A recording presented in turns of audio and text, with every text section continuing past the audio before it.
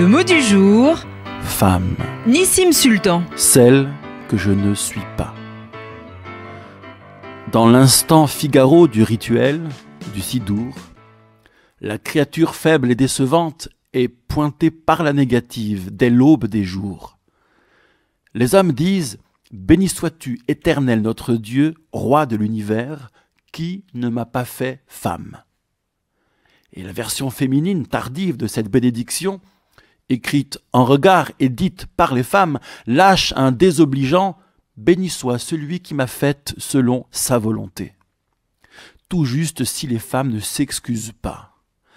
Qui peut tolérer cette offense quotidienne, ou même son commentaire diplomatique? Que dire aujourd'hui à nos filles et surtout à nos garçons? Les mots peut-être. Y revenir, s'en tenir aux mots. Moi, homme, je ne suis qu'un homme. Je ne sais pas être femme. Et donc, je ne suis pas et l'homme et la femme. Pourquoi bénir cette réduction? La clé se trouve dans le Talmud, qui réunit en un seul les trois récits contradictoires de la Bible portant sur la création de l'homme et de la femme. Au début, Dieu voulait créer un homme et une femme. Puis, passant à l'acte, il ne forme qu'un seul humain, mâle et femelle. Et enfin, considérant la souveraineté de cet humain solitaire douteuse, il le coupe en deux, pouvoir et contre-pouvoir. La femme est différenciée, l'homme dépossédé de la gestation.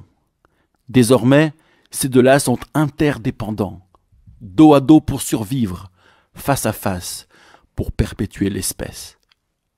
Mais pourquoi, si le résultat est in fine conforme au projet, en être passé par ce loupé de l'être unique? Peut-être pour garantir le projet, justement.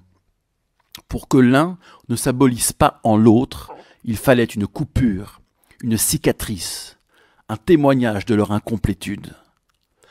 En particulier, le plus fort, bluffé par sa puissance, celui-là doit savoir qu'il ne sera jamais l'humain en totalité. Il lui faudra compter avec le faible, l'exploité, le marginal, le sans-grade, l'étranger, le souffrant, avec l'handicapé. Placé dans l'Éden, la création dynamique marche vers plus de civilisation. À l'homme, symbole de puissance, de bénir pour la cicatrice. À la femme, d'en prendre simplement acte. Aux garçons, je dirais ceci. Dites que vous n'êtes pas femme et respectez celle qui vous préserve des souverainetés solitaires. Vous lui devez votre humanité.